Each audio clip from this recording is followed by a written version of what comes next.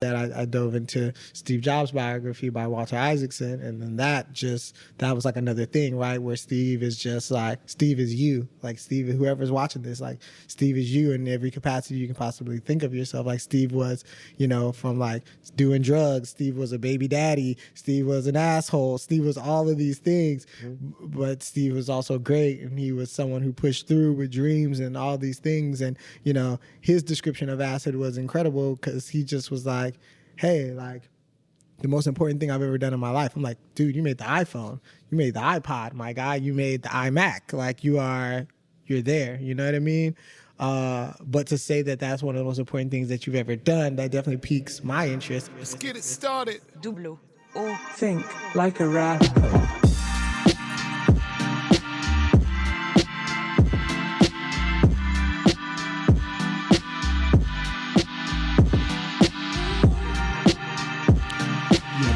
Yup. Check 1 2. Welcome to episode 105. Think Like a Rapper, the podcast. I'm your host, Double O, in quarantine like everybody else in these strange times. But hopefully through it all, we'll be able to provide sound content that I think will be helpful, and if not, at least entertaining through all this stuff that we got going on.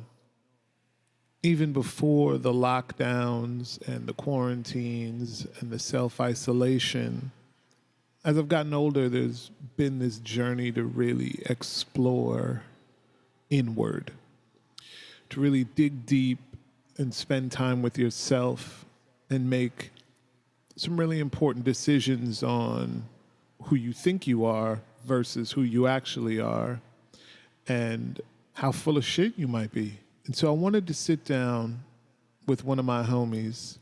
You know him as Donnis. He's a rapper signed to Atlantic Records some years ago. About a decade ago, exactly. He was on the cover of the Freshman XXL cover. But that's only the start of the story. Oftentimes we see signing the big deal, going on big tours, which he has with Wiz Khalifa and Bruno Mars, and also my group Kids in the Hall. That's the pinnacle, that's the peak, that is as good as life can get. But what we will discover with Donnis, and what we will discover as we all spend this time to truly sort of turn inward through a variety of ways, whether it be meditation, psychedelic exploration, or simply just sitting in silence by your damn self, that there's always more to go. As Donnis went through that wormhole, he realized there was much more to him than simply being a rapper on Atlantic Records. And so I wanted to explore that journey. We talk about 10 years since XXL Freshman cover, the big difference between being an artist versus being an entertainer, and if there's a way to properly use drugs, set and setting, as they would say, to really unlock parts of yourself in the mind that you didn't know existed. In this time, I've also decided, at first I felt it was a little early, but I want to make sure that I can continue to provide you guys the content that you seem to appreciate. And so I started a Patreon page for Think Like a Rapper. And so if you enjoy the content and you can spare anything, go to patreon.com/GODOUBLE0, go double O, and donate so we can keep this shit going. Cause it costs. It costs time, it costs energy, and random Amazon package to make sure we can provide you high quality, great sounding podcasts. But here we go. Donnis, Think Like a Rapper. Let's follow Alice down the rabbit hole.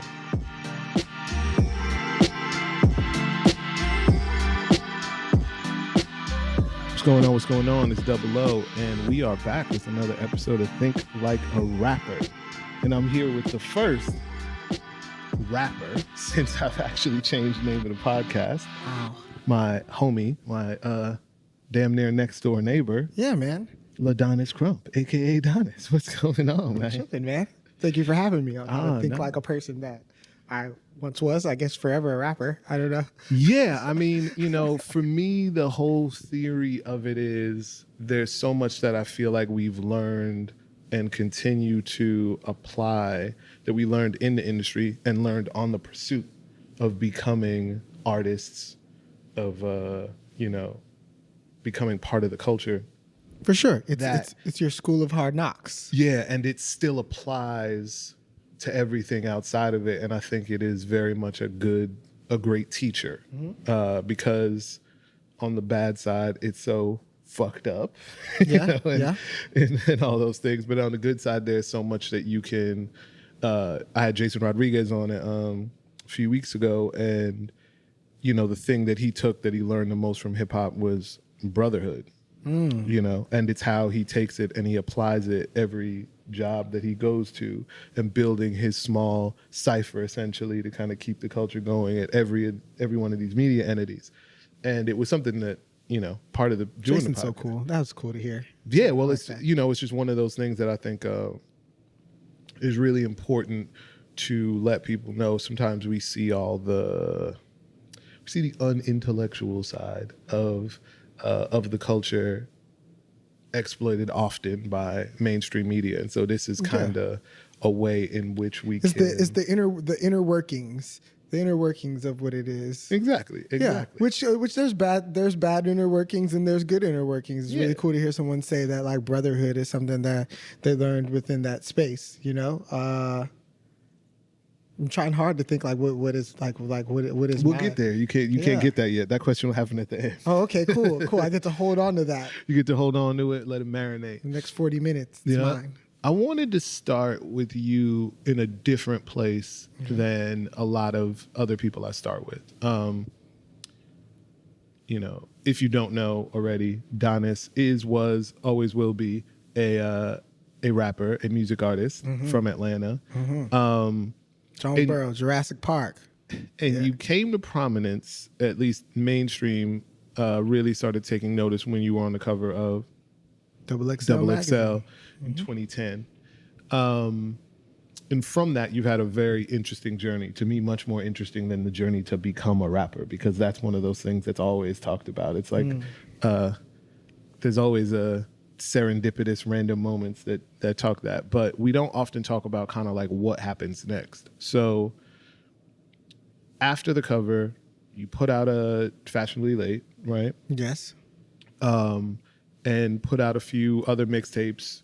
You were doing a bunch of different side projects and things like Working that. with Fool's Gold and dropping things on my own. And then you disappear. Yeah. Yeah, I did that. So let's this is where we go. What was the thought process like in making that decision, that like there's this thing that people often have, this idea of like sunk costs, right? It's like, oh, I went to law school for 4 years, so I guess I got to continue to be a lawyer because I put in all that work previously. Yeah. And so like you had gotten kind of the, you won the lottery to an extent. You got the major label deal. You had the cover. You have. I was actually thinking about when I was preparing for this that you are possibly like the last hipster rapper. Yeah, maybe. Because you had existed in a world where you had Fool's Gold on one side, and you were able to do, hang out with Diplo, A-Track, and the burgeoning EDM scene. But then you also were on tour with Bruno Mars, and you also, but you took all of that and you turned your back on it. So what was the decision to do? Never turned my back. Okay. I never turned my back. Hip hop continues to take care of me. You know what I mean? And love me the same way I loved it when I was 3 and 4 and 5 and to now. You know what I mean? So definitely took a stance in a space where it was like, hey, like what is it that I want for myself?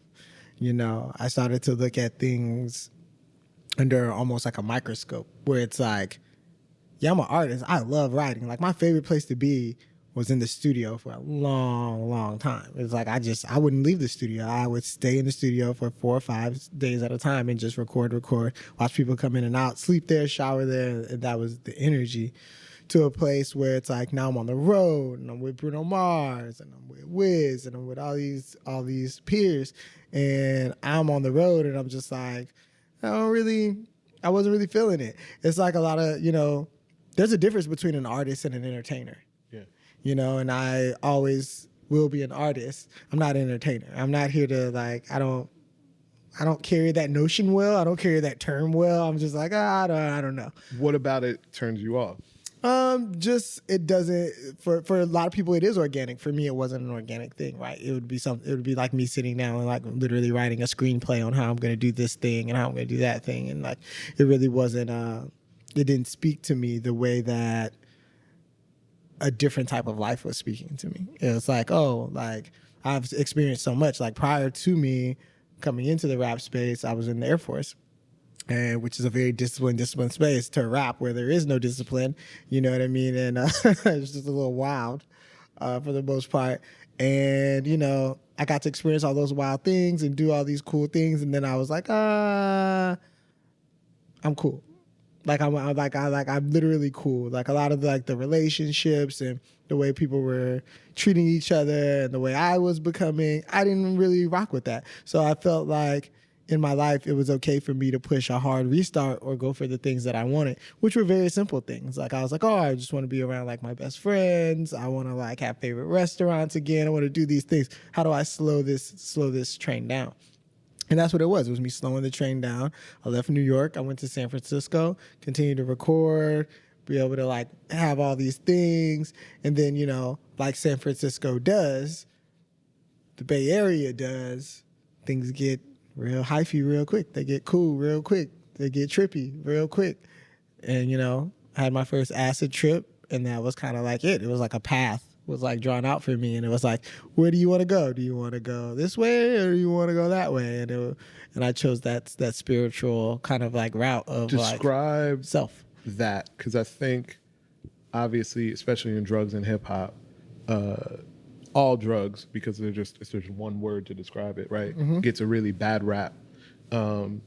But if you were to talk to Steve Jobs, if you were to talk to that era of Silicon Valley, they all did acid. Yeah. And they all attribute a certain understanding of the world to having done that. Mm-hmm. I mean, that's a huge part of my journey, reading Ram Dass, him as just a guru and a teacher was with his book Be Here Now it just moved me in a crazy way. And then after that, I dove into Steve Jobs' biography by Walter Isaacson. And then that was another thing, right? Where Steve is just Steve is you. Steve, whoever's watching this, Steve is you in every capacity you can possibly think of yourself. Steve was, from doing drugs. Steve was a baby daddy. Steve was an asshole. Steve was all of these things. Mm-hmm. But Steve was also great. And he was someone who pushed through with dreams and all these things. And, his description of acid was incredible because he just was hey, the most important thing I've ever done in my life. I'm like, dude, you made the iPhone, you made the iPod, my guy, you made the iMac. You're there, you know what I mean? But to say that that's one of the most important things that you've ever done, that definitely piques my interest as a youth who is looking up to you as this person who's achieved so much and done so much. So to hear him say something like that, and then I'm probably messing it up, but I paraphrase it, but he talks about Bill Gates, and he's well, Bill Gates would have never had to steal my ideas if he would have done acid. And it's yo, dang, homie, that's how you send shots? That's some Drake, Meek Mill stuff, bro. Yeah. That's it can get real ugly real quick out there in the streets, man. Yeah. So it's to hear people in Silicon Valley saying things talk greasy like that. It's it kind of it takes you to another place and makes you want to kind of dive into that world, and it did. And so what did you experience when it first happened? My first acid trip was, you get the visuals, you get the tree breathing, the things of that nature. I think all in all, what I got was a bit of self. Like a dose of self, right? Being truly placed in reality right here, right now. A dose of hey man, you are an individual. That's what I got. And from that, I began to take, I think, myself a little more seriously on like the things that like I wanted, what was speaking to me, what like moments truly felt like, and how I can begin to navigate these spaces while, you know, trying to center and ground myself. And how did that then kind of point back towards, because for a while you stopped making music. Was it because of that, or because you felt like, oftentimes people talk about, oh, in order to move forward, you have to, you have to kind of destroy whatever version of yourself it was that kind of got you there to that point? Yeah, a little bit of that, I think. For me, I would say I'd been making music since, you know, since I was like 14. I was like, my girlfriend was older. She had a car. I just go to the studio, be in there with like random ass dudes that I've never met, just smoking hella weed. They're smoking hella weed. I wasn't even smoking at the time. I was 14 and just trying to figure it out, figure out what a course was, figure out what all this was. And at a certain point, it was just like, damn, like, I was dating a young lady and she was like all about surfing and outdoors and all these things. And like I would have her trapped in these studio walls like all the time, right? And, you know, I think I just began, along with like, you know, the space I was playing in and all that, I just began to understand that like, yo, man, like there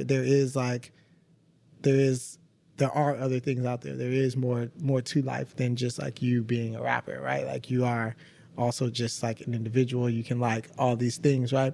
And I was just so pushed and so focused, and that's what it takes to get to that space and that level where I was. It takes that type of focus and all those things.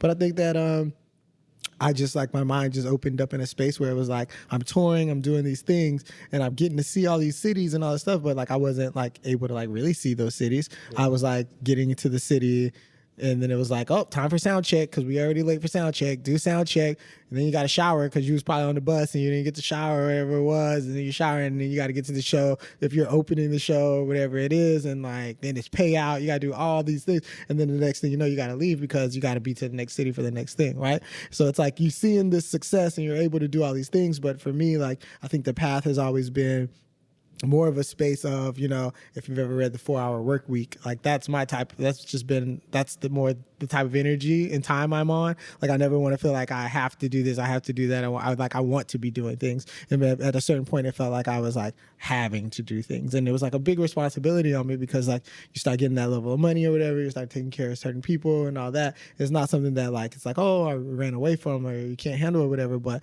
when you're doing something that I would say is like a false identity to what you want to be doing, at some point it's going to catch up to you, whether it's now or later. And is the identity false because it just no longer rings true? Like, was it always false? No. I think that it's like, I love being a creative. Like some people are meant to just paint. That doesn't mean that you need to have a reality show on painting and like now you need to like run the road and like be man on road and painting every day in a new country, in a new city and all these things. And like, and especially just like as a young Black youth, like running your own business basically and just putting trust into people that like you don't really know, whatever it is. And now you're like in this space of learning all these things and still like you're a youth and you're learning a lot about yourself, right? And it's like asking questions and being not shy and not having anxieties and all these type of things. And a lot of people out here, you know what I mean? A lot of people in the industry are predators to things like that. They're like, oh shit, they just see an opportunity and they'll wring you dry. And like, you have to learn how to navigate that space. And like, I don't come from a musical family. I don't come from a music business family. I don't come from a business family at all like that. You know what I mean? Like, I come from a military family.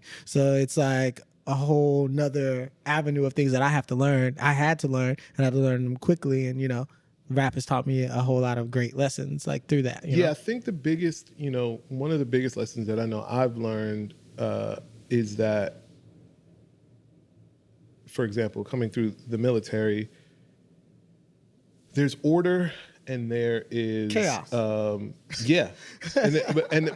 then in terms of like promotions, in terms of being awarded a certain sort of pat on the back, or like knowing that the work you're doing is sort of being recognized, acknowledged. Yeah, it happens in a very regimented way. Whereas like the music industry at large, hip hop especially, is this weird, very chaotic space that you have no clue the work that you do is being heard, seen, recognized, felt. The stuff that you love, people don't like. The stuff you didn't like, people love. Mm-hmm. And you get really thrown around in trying to, I tell people that the one benefit that I love of being an artist is that we go through a midlife crisis every 6 months because you're constantly having to reassess yourself, your identity, and just be like, am I full of shit? Do I actually know what is, what this thing is? Do I know what I'm even doing? Like any of those sort of things. And it felt like, at least at that point, you were kind of going through that.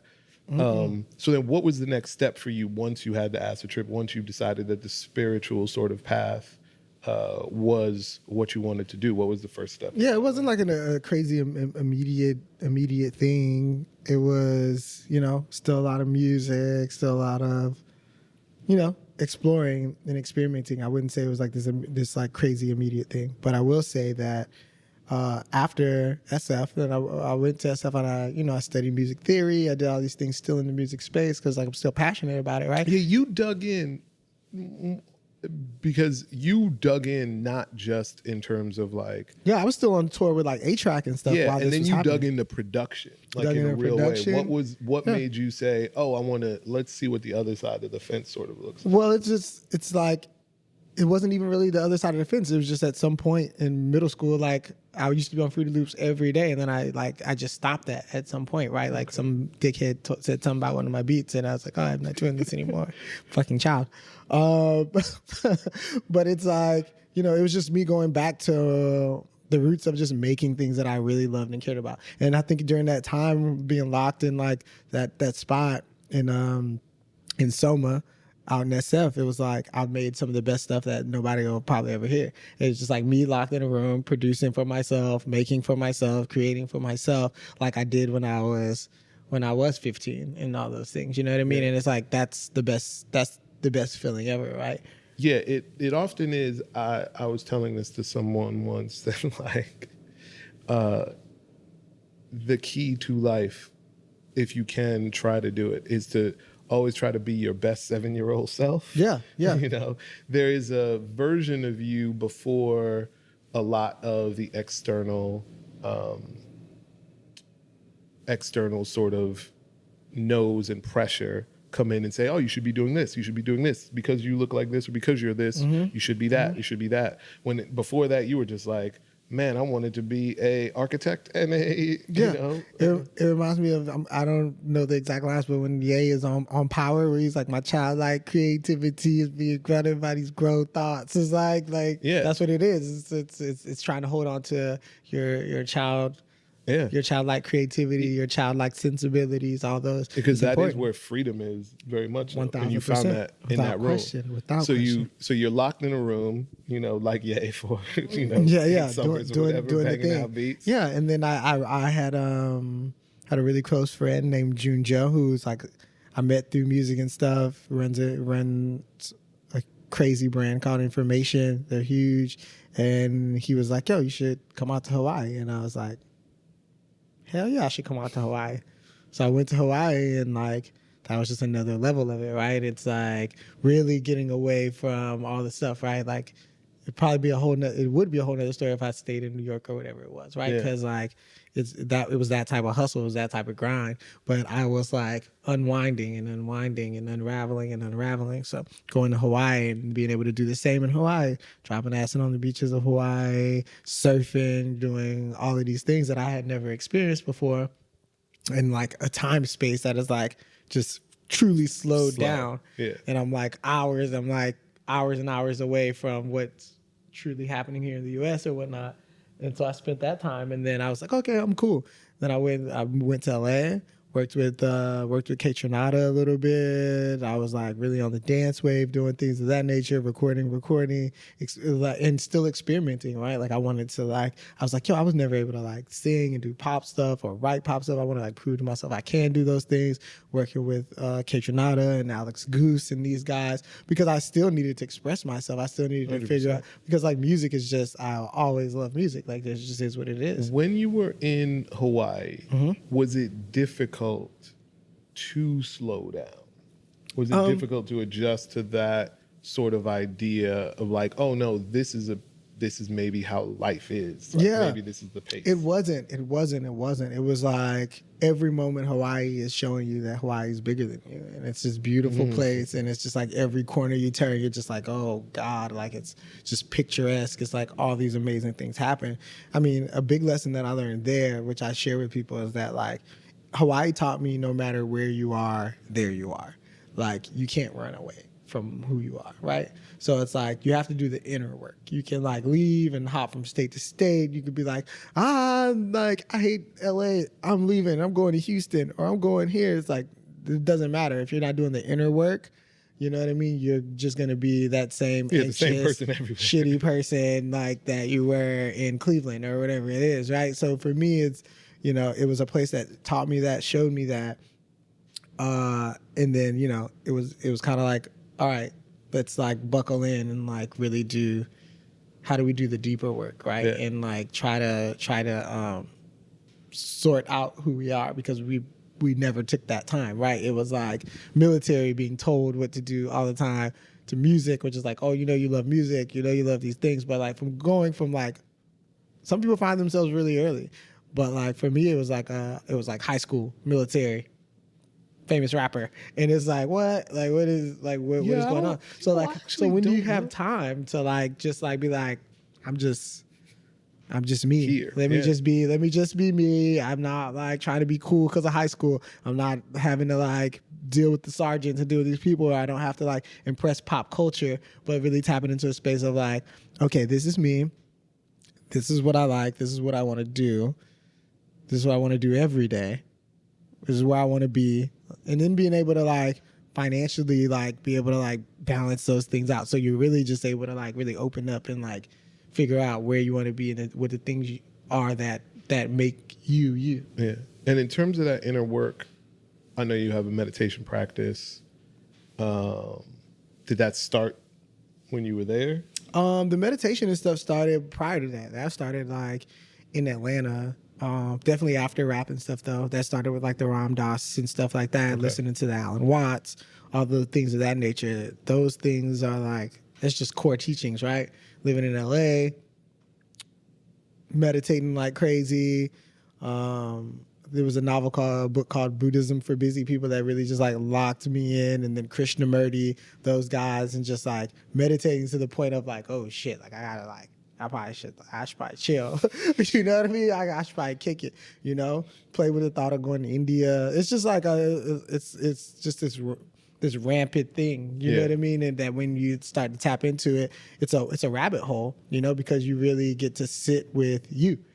And a lot of times you don't get to sit with you because you wake up and then it's like, oh, let me check my Instagram, let me do this. Or it's like, I got to get to work, or whatever is kind of calling you, and you're not listening to the voice inside that's like calling you to just like go within.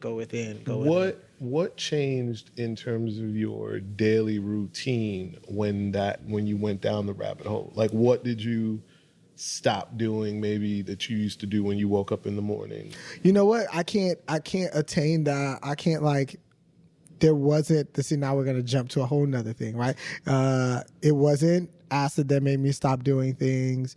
It wasn't meditating that made me stop doing things. I think that those things do have profound slight pushes in my behavior or how I care about things, or look at things. Meditating every day is extremely important. I think everyone should do it. I don't think everyone should do acid every day.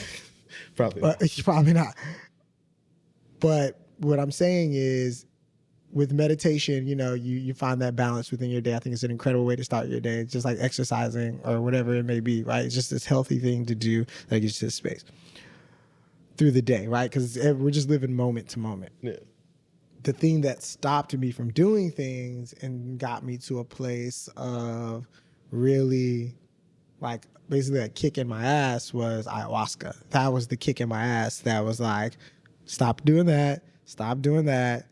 Don't treat people like that. Don't fucking, you know what I mean? Like, what about the trip made that the case? it's that effective. It's just that strong of a medicine that it's like, it brings it down on you. You know what I mean? It's like, it comes to you, it shows you love. Mother Aya is going to show you love. She's like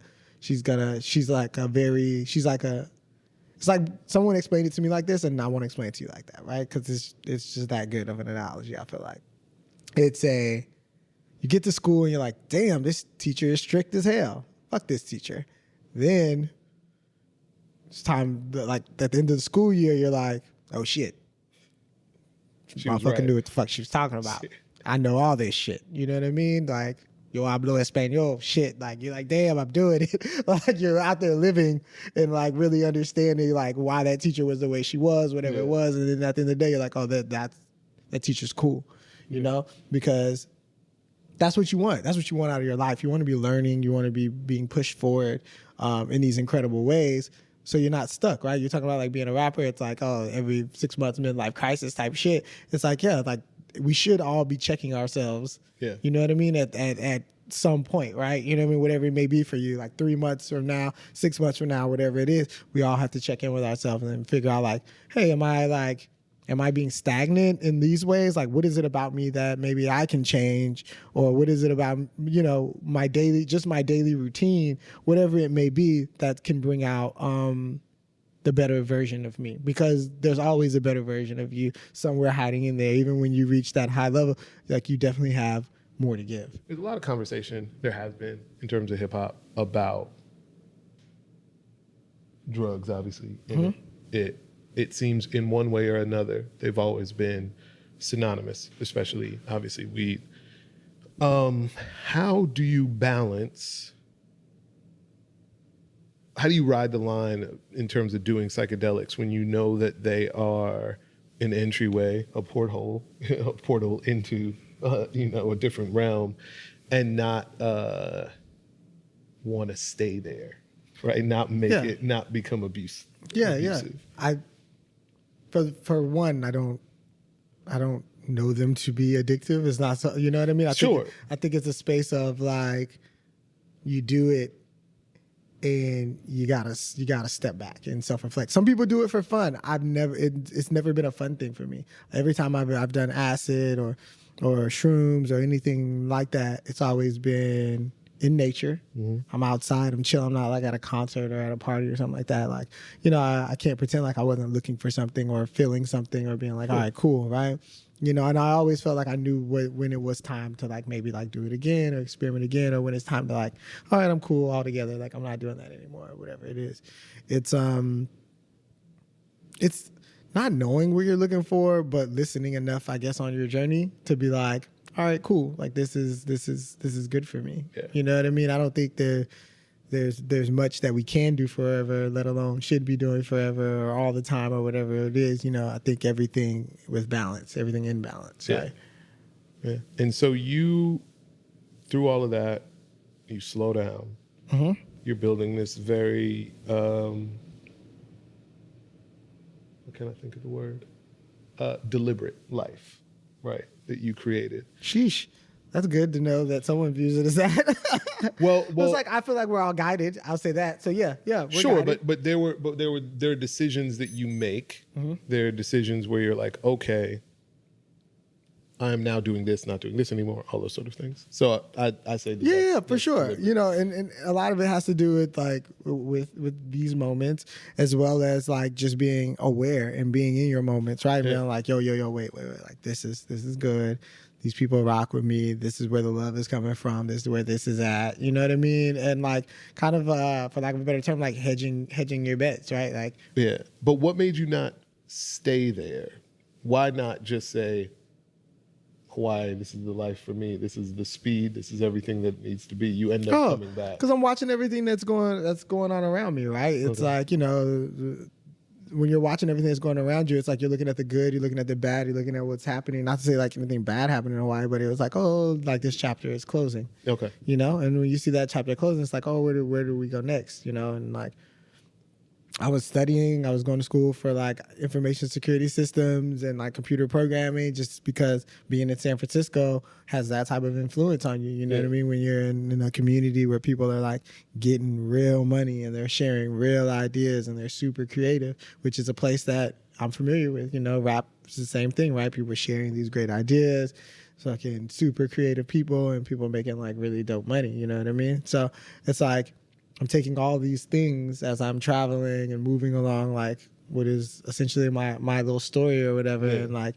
just trying to pay attention to that energy. And like with Hawaii, it just became a thing where it was like, oh, it's time to move on. And well, I took my talents out to LA. And then you find yourself somewhere down the line, not too far, finally entering into the startup world. At Instacart. Yeah, like, well, the Instacart thing came from, I was like helpful with like a lot of sound stuff with those guys. I helped with some marketing campaigns. Like, it was really great space. Like my boy Zane, shout out to Zane. He's like he's at the forefront of that, right? He was like one of the first like 8 employees or something like that. He designed the logo, designed the bag. He was like just there, and you know, he was extremely influential in like helping me like begin to view things in another way in space. You know, a big thing for me when I left music as well was like for me to understand marketing. Like I was like, I didn't understand like what the hell is marketing. I never went to school for it. I didn't get it. You know what I mean? Like what it was, like why things were patterned the way they were patterned and moved the way they move, and like being out in that stuff. And then like, being out in that stuff like really gave me those tools, and being with Zane, right? Like learning about typography and all these different levels of design and shit like that. Were there any immediate parallels when you started in that space where you were where it wasn't so much that you didn't already know it because having been in the music industry for a minute, but you just didn't necessarily have the definition for it or the exact, like, where you're like, oh yeah, I know that because that's what we do when we do XYZ. No, you know what? Like things like when it came to, once it like got started, once it was all put together, right? Like, cause you're doing things, you got merch, you got all these things. And then it's about like, you have to move your employees, right? Like a lot of people aren't doing the most exciting thing or whatever it is that they want to do with their lives. Some people aren't working in whatever it may be, the marijuana industry, or working in music or whatever it is. Some people are just building software for you to like upload this, or like SEO or whatever it is. And like people are finding ways to excite people and make their team feel like they're doing things that are impactful and like making a stamp on the world, right? And I think that with music, like there's that level of shit, right? It's like we are doing something exciting. People love music and all that, but it's very important to like be delivering a message. You know what I mean? Whatever your message may be, or sometimes just delivering an energy or a spirit that's like moving and pushing people in a certain direction or whatever, right? Yeah. And when you do those things, you know what I mean? You got to be on point with them. Your timing's got to be right with whatever product it is, whatever you guys are doing. So there are some parallels there for sure. Yeah, I always tell people, especially young artists, that your job is to become a cult leader.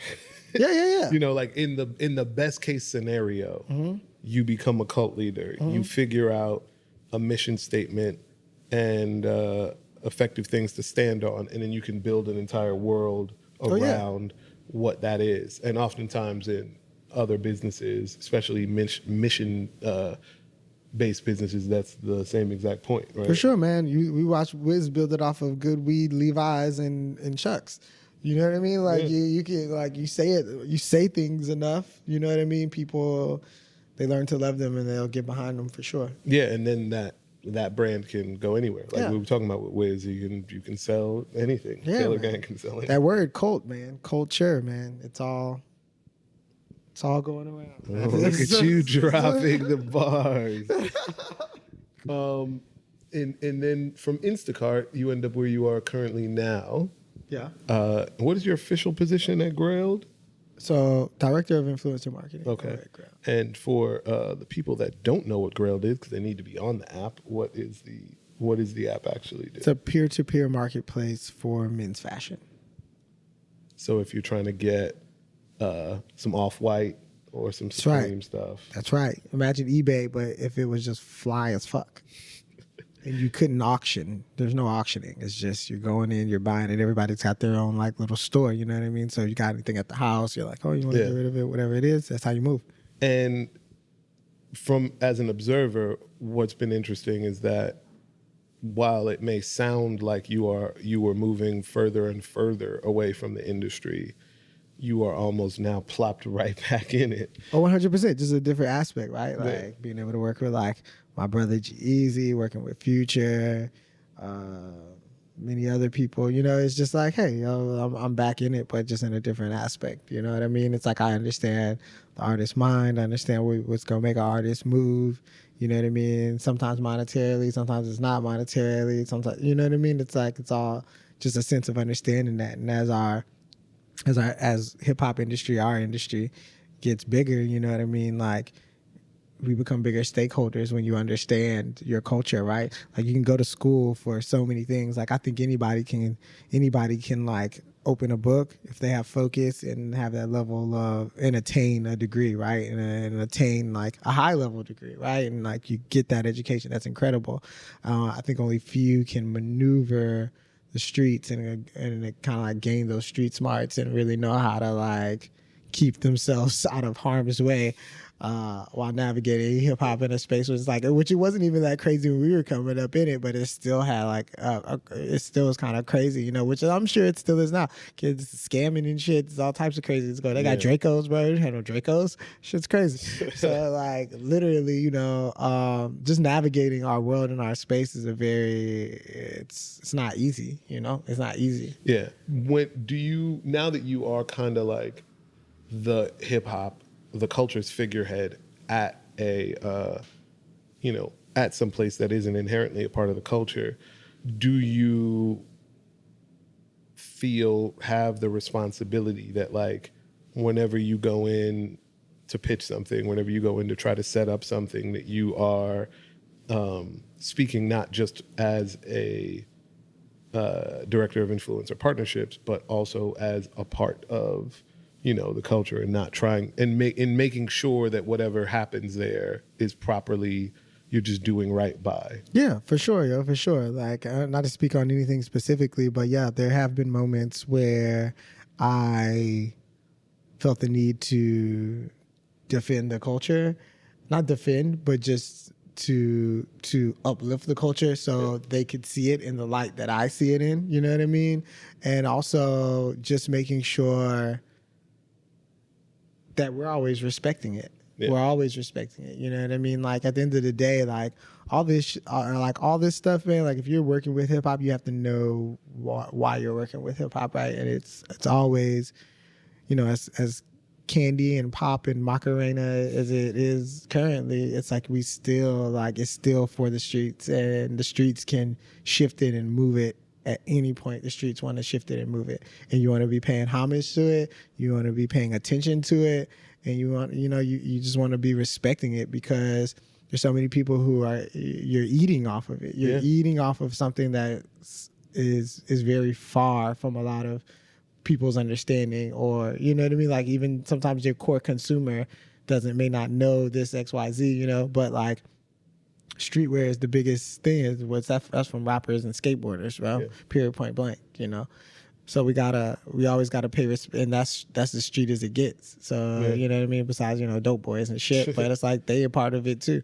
So you gotta pay homage and like just show that love and respect. And I try to bring that into the office whenever I go into the office and when we're doing these deals, and making sure everybody feels the love and feels respected and knows that we come from a genuine place. No, that's amazing. And looking back now, because I just realized it, to a decade ago, to the XXL cover, to that version of you, the version who made Gone.